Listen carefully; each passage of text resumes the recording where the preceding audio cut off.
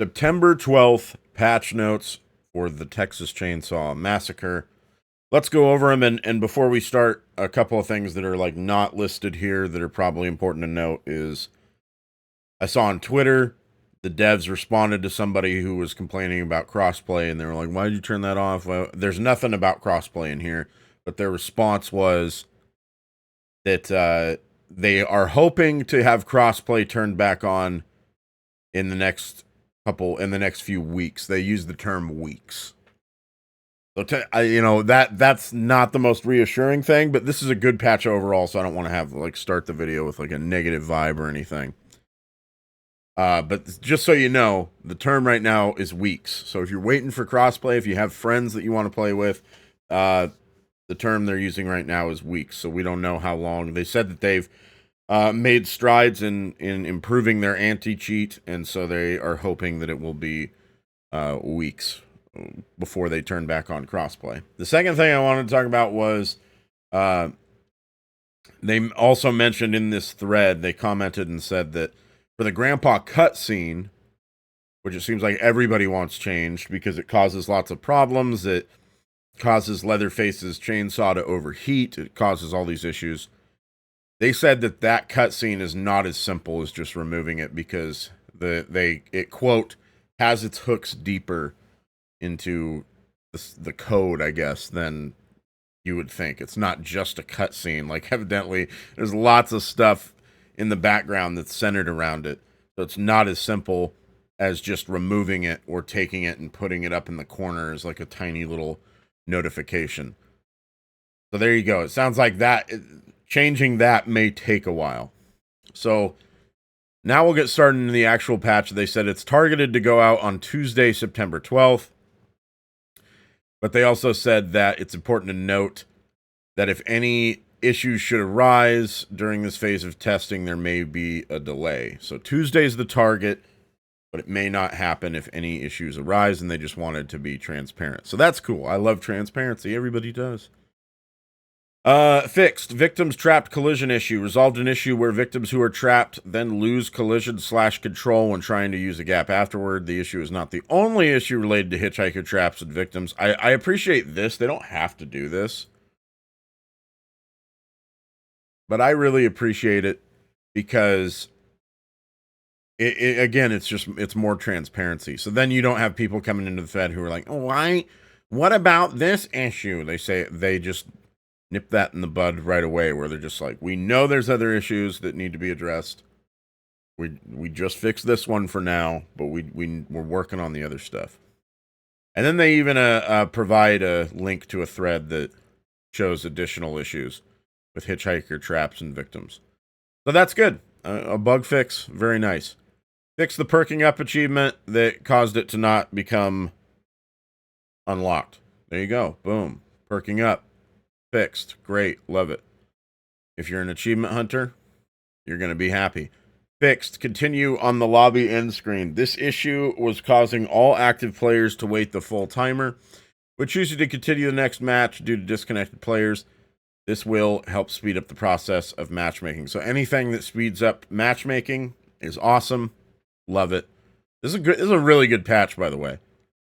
Fixed. Continue missing from continue game end screen. We resolved an issue where the continue option was missing from the end screen of custom games. Boom. That will also help with matchmaking, I imagine. Changed. Battery match start state.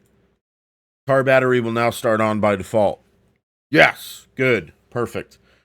Awesome, not just for newer players, so that they're not confused, because it's not explained anywhere why the generator starts on and the car battery doesn't. Also will slightly help the family out, especially on Slaughterhouse. Slaughterhouse is the big issue, because if you play Cook and Hitchhiker, they both spawn on the same side of the map. And so then one of them has to run all the way over there just to turn on car battery, and now that you don't have to do that anymore, it's a big deal.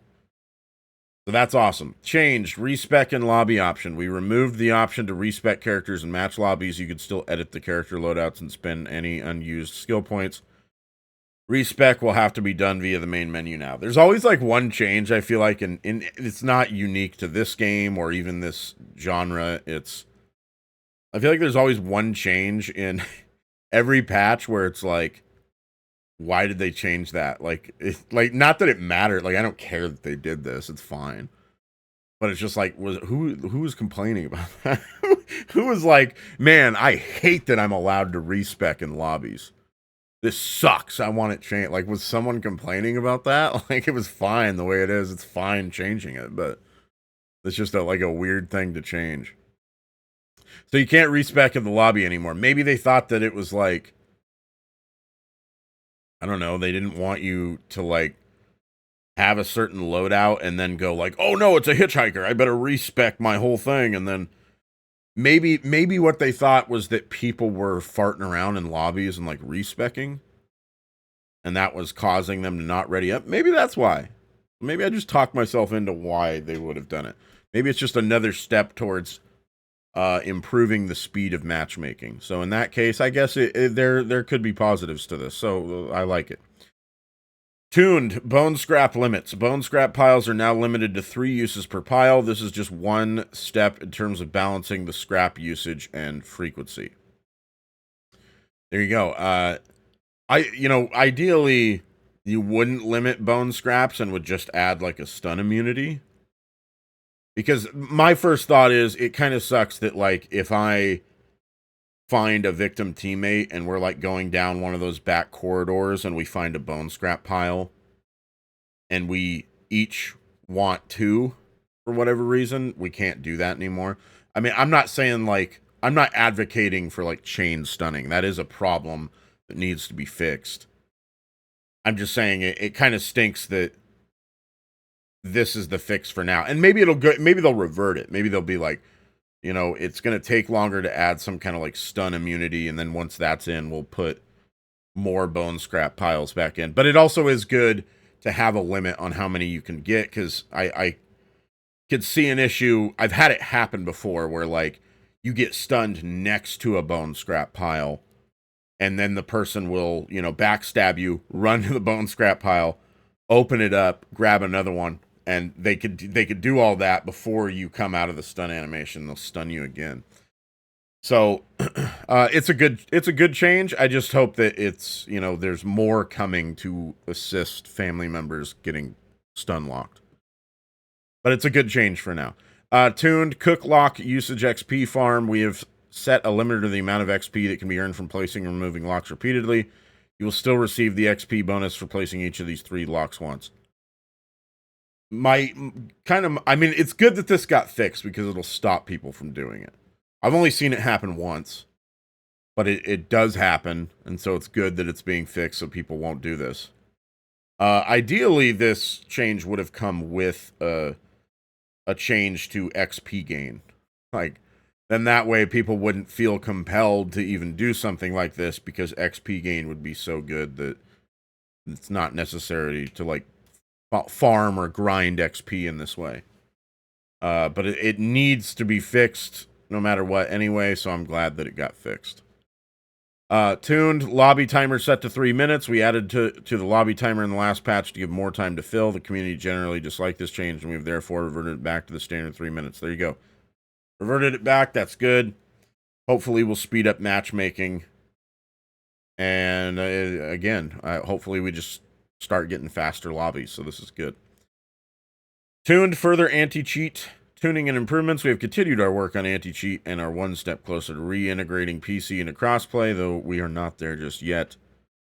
Players encountering usage of cheats and or hacks in public PC lobbies, please continue to report that via support. So there you go. Further anti-cheat improvements, and like I said at the beginning, the term was weeks. They are weeks away, potentially, from re-enabling crossplay. So hopefully weeks means 2 weeks, you know. So if you're somebody out there that plays with friends on another system, you don't have to wait too much longer. So there you go. That is going to be the September 12th patch notes. Tell me your thoughts, what you think. Is it a good patch? I think it's a great patch. Awesome step in the right direction. And also nice that we are seemingly going to be getting more frequent patches, because there was kind of a lot of radio silence there after launch. And now we're getting patches on back-to-back weeks, which is good to see. So, leave your comments, like, subscribe, all that good stuff. Let me know what you think, and I'll see you in the next video.